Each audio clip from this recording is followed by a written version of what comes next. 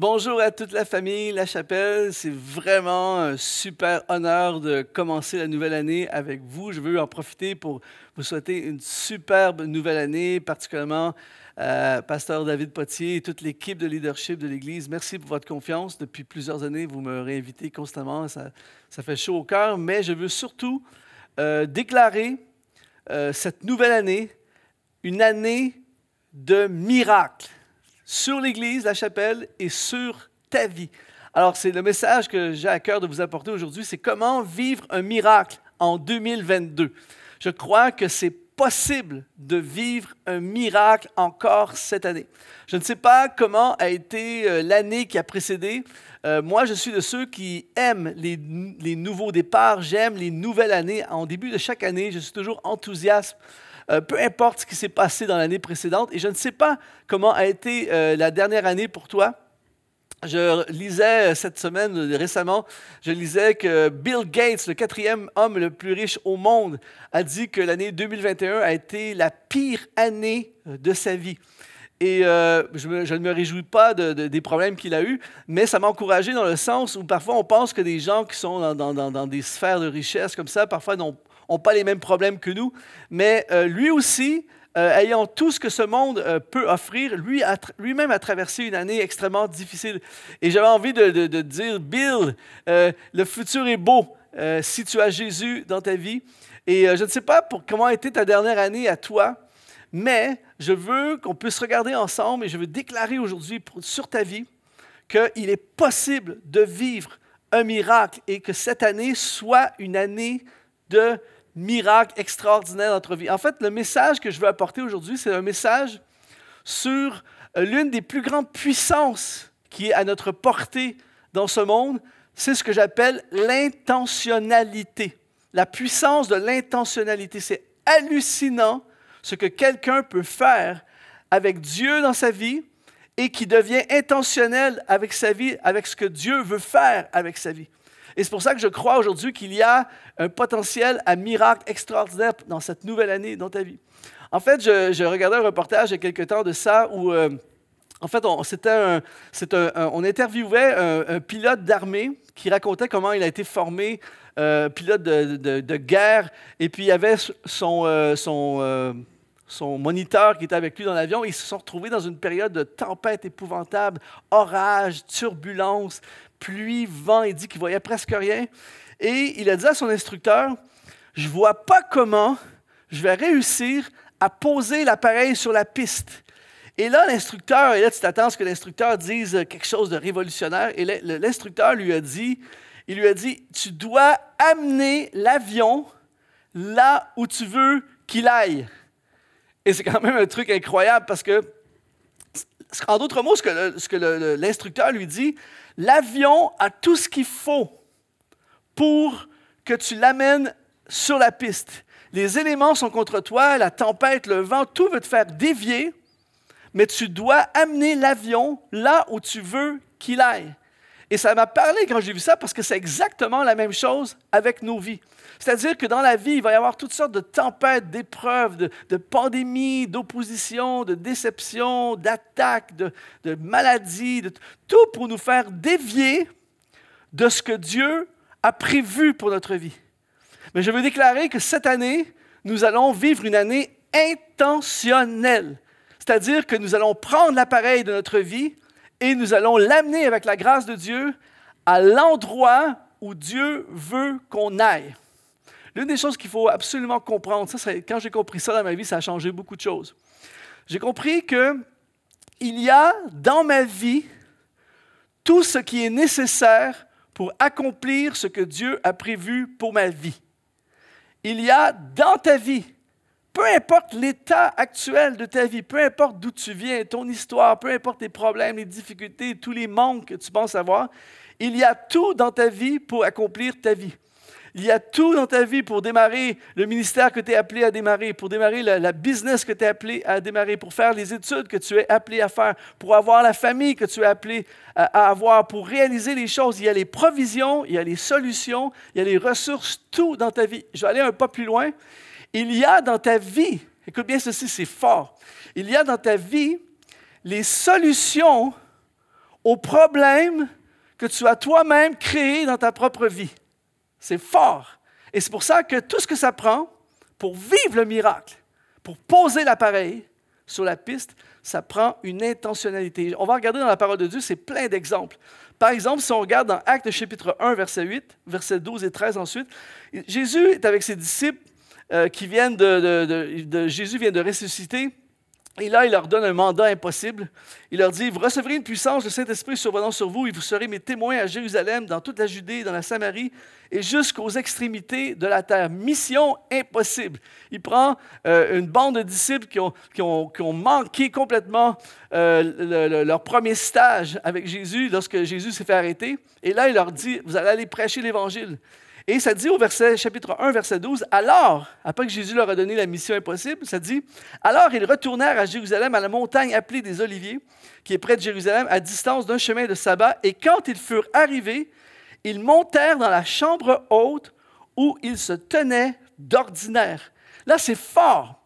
Le mot « ordinaire » ici dans le grec, c'est le mot « kataméno » qui se traduit également par « lieu de résidence ou habitation ». Écoute bien ceci, Jésus leur donne un mandat, vous allez aller prêcher jusqu'aux extrémités de la terre, un truc démesuré. Et là, on aurait pu penser que les disciples se seraient dit, OK, mais là, ça va nous prendre des ressources extérieures, ça va nous prendre une formation, ça va nous prendre des trucs incroyables. Non, tout ce qu'ils ont fait, c'est qu'ils sont retournés à l'endroit où ils se tenaient d'ordinaire. Ils sont retournés dans la chambre haute. Et au verset 13, ça dit, c'était Pierre, Jean, Jacques, André, Philippe, Thomas, Barthélemy, Matthieu, Jacques, fils d'Alphée, Simon et Jude, fils de Jacques. Écoute bien ceci. Ils reçoivent un mandat impossible. Ils retournent au lieu ordinaire et à cet endroit ordinaire, là où ils se tenaient d'ordinaire, ils ont reçu la puissance pour accomplir la mission qu'ils devaient accomplir. Et il y avait déjà toute l'équipe pour accomplir ce qu'ils devaient accomplir. Le miracle était dans leur vie. Ce n'est pas quelque chose de l'extérieur, c'était déjà dans leur vie. La preuve, dans Actes chapitre 2 au verset 1, ça dit le jour de la Pentecôte, ils étaient tous ensemble, toute l'équipe. L'équipe est déjà là. Dans le même lieu, dans la maison, au verset 2, tout à coup, et c'est là le punch, tout à coup, il vint du ciel un bruit comme celui d'un vent impétueux et il remplit toute la maison. Ils étaient assis et ils furent tous remplis du Saint-Esprit. C'est un truc hallucinant. C'est-à-dire qu'une mission démesurée, mais à l'endroit où ils étaient, ils ont trouvé la puissance pour accomplir cette mission et il y avait déjà toute l'équipe. Mais il y a eu un tout à coup. Et c'est ce que je veux déclarer sur ta vie en 2022, cette année. Il va y avoir un tout à coup. Tout à coup, c'est le mot grec « aphno » qui se traduit par « soudainement » ou « de façon inattendue ». Souvent, c'est comme ça que Dieu fonctionne dans nos vies. C'est qu'il ne se passe rien, on a l'impression de tourner en rond et tout à coup, aphno, tout à coup, la porte s'ouvre, tout à coup, le contrat arrive, tout à coup, il y a une provision, tout à coup, il y a une guérison, tout à coup, il y a une promotion, tout à coup, ça arrive. Et je veux déclarer sur toi aujourd'hui, cette année 2022 va être une année aphno, une année tout à coup, ça arrive. Tout à coup, le problème se règle. Tout à coup, ce pourquoi tu pries depuis des années, bang, ça arrive. Le miracle est arrivé. Mais ce qui est ultra encourageant pour toi et moi, c'est que c'est arrivé là où ils étaient, dans leur vie. Le miracle est dans ta vie. Tu as tout dans ta vie en ce moment même. Tu as tout ce qu'il faut pour faire atterrir l'avion là où Dieu a prévu que l'avion doit atterrir. En fait, c'est pour ça qu'il est essentiel d'entretenir le lieu du miracle et d'investir dans le lieu du miracle. Par exemple, Jésus a investi dans ceux qu'il avait, dans les 12 qu'il avait, et ils vont changer le monde. Proverbe chapitre 28, verset 19, dit « Celui qui cultive le champ de son beau-frère sera rassasié de pain. » Non, ce n'est pas ça qui est écrit. C'est écrit « Celui qui cultive son champ. » Dans mon champ, il y a tout ce qui est nécessaire pour que je vive dans le futur. Il y a tout dans mon champ pour me nourrir. Mon miracle est dans mon champ. Proverbe 27, 18 dit « Celui qui soigne un figuier en mangera le fruit. » Ça ne dit pas celui qui regarde son figuier. Ça ne dit pas celui qui espère que son figuier va faire quelque chose. Non, celui qui soigne. Il y a une intentionnalité. Il cultive son champ intentionnel. Il soigne un figuier intentionnel. Et il va manger le fruit de son propre figuier. Donc, si tu soignes ce que Dieu t'a confié, si tu prends soin intentionnellement de ce que Dieu t'a donné, que ce soit ton Église, ton ministère, ta business, tes études, ta famille, tes relations, ton travail, tu prends soin de ce que Dieu t'a donné, eh bien, ton miracle est à l'intérieur de ce que Dieu t'a donné. On a un bel exemple dans l'Ancien Testament. En fait, on a un exemple foudroyant dans l'Ancien Testament. On l'appelle l'histoire de la femme, de la veuve de Sarepta. On voit ça dans 1 Chronique, chapitre 17. Verset 12, il y a une famine épouvantable qui frappe le pays. La femme est veuve. C'est un scénario catastrophique. Tu ne peux pas avoir pire scénario. Elle a un enfant. Elle est veuve, enfant, famine. Elle est condamnée. Et ça dit, elle répondit, l'Éternel ton Dieu, parce que là, Élie arrive chez elle. Elle répondit, l'Éternel ton Dieu est vivant et je n'ai rien de cuit. Je n'ai qu'une poignée de farine dans un pot et un peu d'huile dans une cruche. Je n'ai que... Tellement de personnes limitent, empêchent, se privent du miracle dans leur vie parce qu'ils ont ce discours « je n'ai que ». Je n'ai qu'un diplôme, je n'ai qu'une situation financière catastrophique, je n'ai qu'un enfant, je n'ai que ci, je n'ai que ça. Et on pense que le fait que d'avoir peu nous limite. J'aimerais t'annoncer aujourd'hui que même si tu n'as que, ça suffit pour voir ton miracle. Elle dit ensuite, voici, je ramasse 2 morceaux de bois et puis j'entrerai et je préparerai cela pour moi et pour mon fils. Nous mangerons, après quoi nous mourrons. Quand tu es à un seul repas de mourir, c'est compliqué. Ça veut dire que c'est compliqué dans ta vie. Au verset 13, Élie lui dit, ne crains point, rentre, fais comme tu as dit. Seulement prépare-moi d'abord avec cela un petit gâteau et tu l'apporteras. Tu en feras ensuite pour toi et pour ton fils. Car ainsi parle l'Éternel, le Dieu d'Israël. Ça, c'est ultra important. Ce que Dieu ne vit pas en fonction de ce qu'ils disent, ne vit pas en fonction du contexte dans lequel tu vis en fonction de ce que Dieu dit. La farine qui est dans le pot ne manquera point et l'huile qui est dans la cruche ne diminuera point jusqu'au jour où l'Éternel fera tomber de la pluie sur la face du sol. C'est vraiment une histoire extraordinaire. Ce qui est intéressant ici, c'est que c'est de l'intentionnel à fond. C'est-à-dire qu'elle a ramassé du bois pour faire un feu. Et elle a fait un gâteau avec de la farine, avec presque rien. Elle a activé le miracle à cause de son intentionnalité. Si elle avait dit, « j'ai rien, donc je ne ferai rien », ou « j'ai presque rien, donc je ne ferai rien », elle aurait manqué le miracle. Mais c'est fou.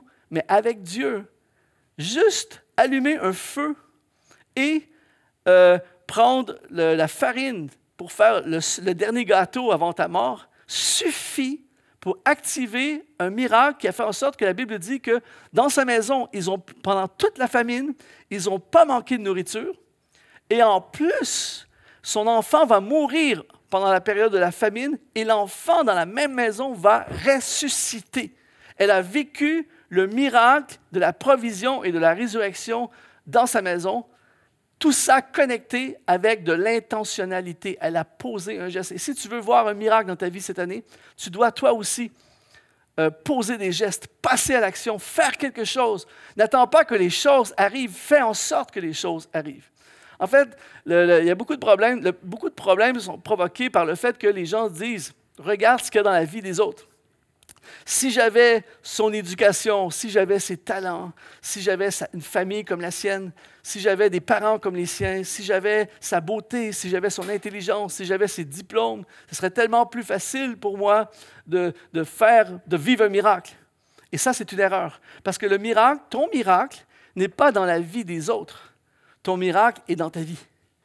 Dieu t'a donné tout ce qui est nécessaire dans ta vie. Mais pendant que tu regardes la vie des autres, tu t'empêches de cultiver ta propre vie et de prendre soin de ce que Dieu t'a donné. Pendant que tu regardes le figuier de l'autre qui porte des fruits, tu n'es pas en train de soigner ton figuier. Ne sous-estime jamais le peu que tu as dans ta maison.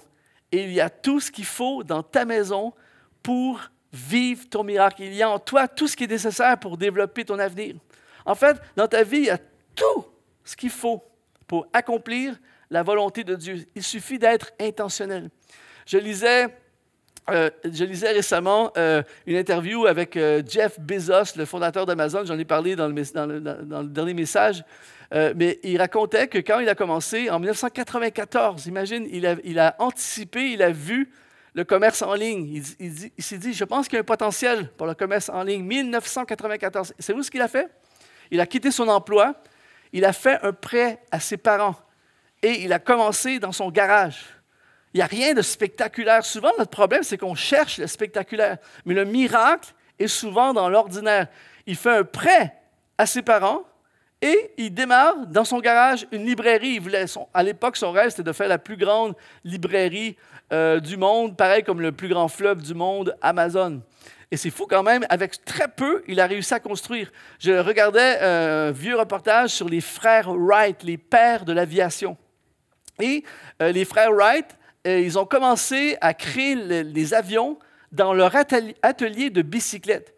Ce qu'il faut savoir, c'est que dans leur atelier de bicyclette, ils avaient des employés, ils avaient des outils et il y avait les deux frères Wilbur et Orville Wright. Donc, Wilbur à Orville et Orville à Wilbur. Et donc, ils avaient chacun l'un l'autre, plus leur atelier, plus des employés, plus des outils. Et avec ça, ils ont donné naissance à l'univers de l'aviation.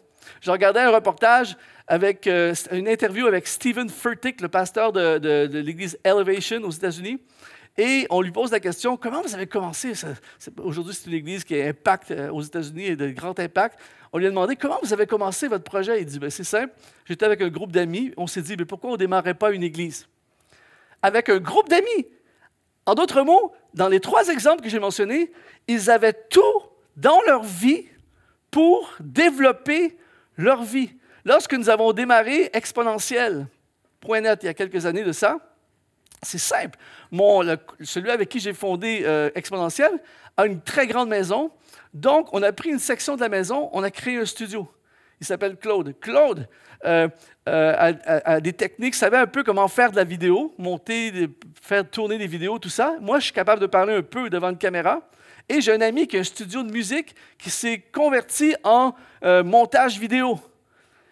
Et on a fait une vidéo. On a commencé avec une vidéo. Et ensuite, on a fait 2 vidéos, 3 vidéos. Et aujourd'hui, on a des millions de vues et des milliers de personnes qui suivent nos formations dans le monde. Rien de spectaculaire. On a commencé avec ce qu'on avait dans notre vie.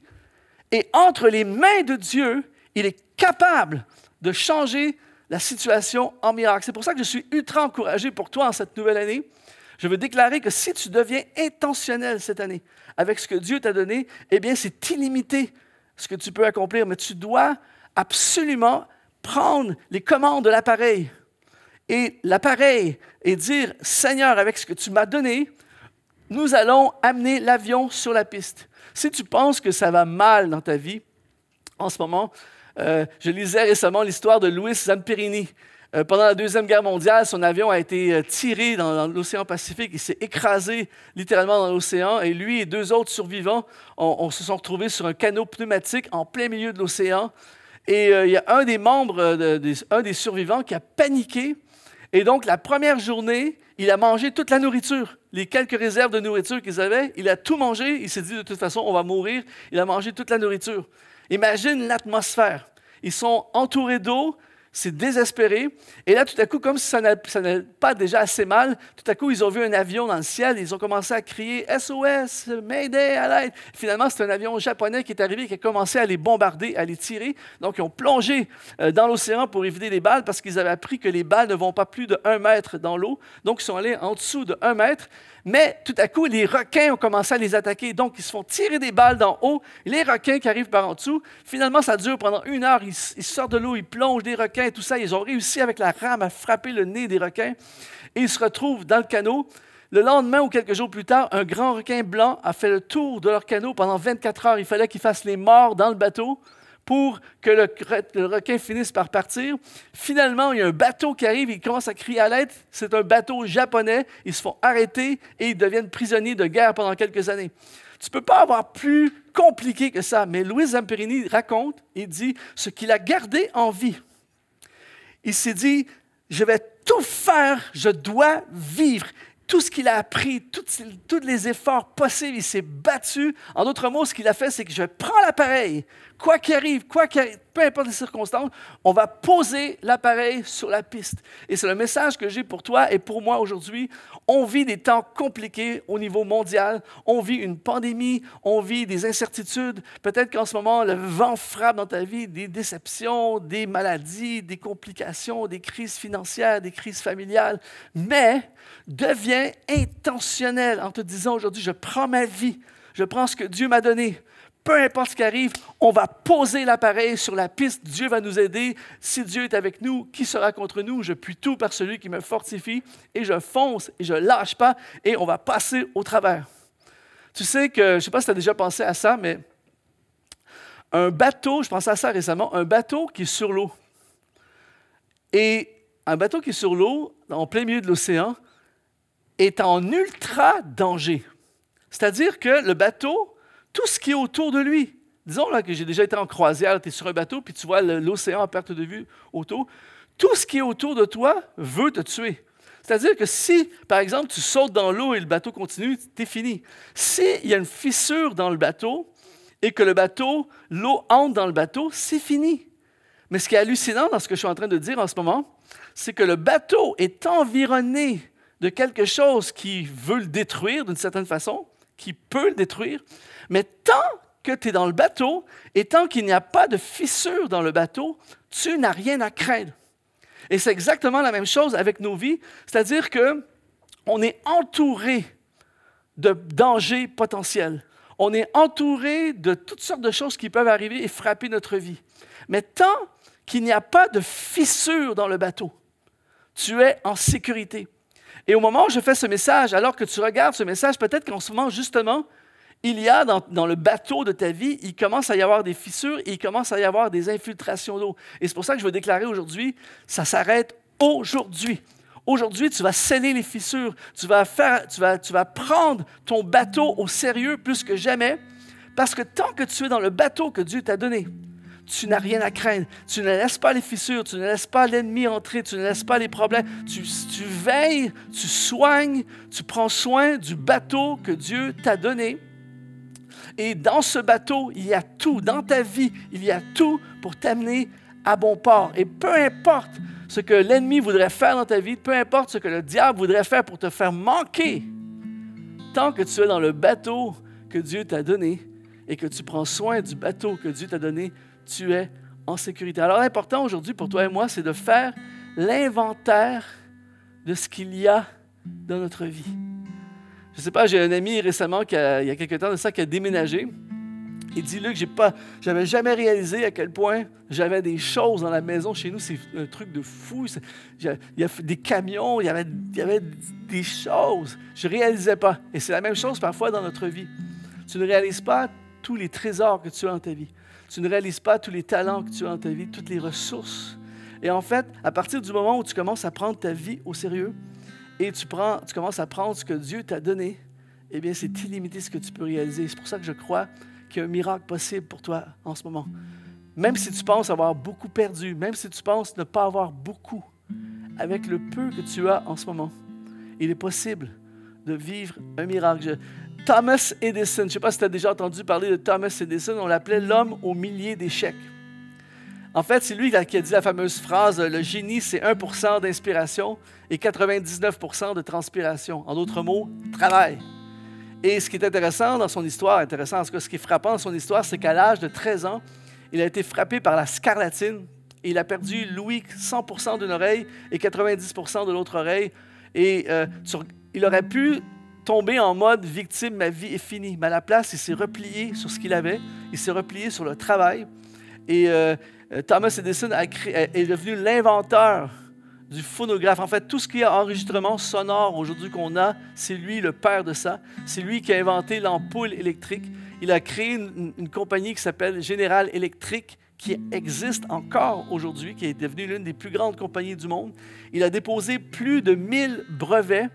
Il est un pionnier du cinéma. En fait, il y avait toutes les excuses pour dire « ma vie est finie, je suis presque sourd à 100%. » Mais à la place, il a capitalisé sur ce qu'il avait. sur ce que la vie, il avait dans sa vie. Et il a fait des choses exceptionnelles. Et je me demande ce que toi et moi, on pourrait devenir à partir d'aujourd'hui, cette année, si on capitalisait sur ce que Dieu nous a donné et on devenait intentionnel avec le trésor que Dieu nous a donné. Alors je prie pour toi, en ce début d'année, que tu ne vois plus la vie de la même façon cette année, que tu deviennes intentionnel avec ce que Dieu t'a donné et on déclare ensemble aujourd'hui, cette année, je vais vivre mon miracle. Cette année, je vais vivre mon apno tout à coup. Tout à coup, la porte va s'ouvrir. Tout à coup, ton fils va revenir à Dieu. Tout à coup, l'emploi pour lequel tu postules depuis longtemps, où la promotion va s'ouvrir. Tout à coup, la guérison arrive. Tout à coup, le miracle arrive. Cette année peut être une année différente pour toi et moi si on se focalise sur ce que Dieu nous a donné au lieu de se focaliser sur tout ce qui ne marche pas, sur tout ce qui nous manque, sur tout ce qu'on voudrait avoir. À la place, je prends ce que Dieu m'a donné et je déclare un miracle dans ma vie aujourd'hui. Alors que tu regardes ce message, je prie pour toi en ce moment même que Jésus devienne le centre de ta vie et que tu puisses avoir une nouvelle vision du trésor exceptionnel que Dieu t'a donné et que dans ta vie puisse émerger cette année des victoires, l'accomplissement des promesses, des transformations, des changements, des guérisons, des directions et que cette année soit une année absolument exceptionnelle, ta best life cette année grâce à Dieu, avec Dieu.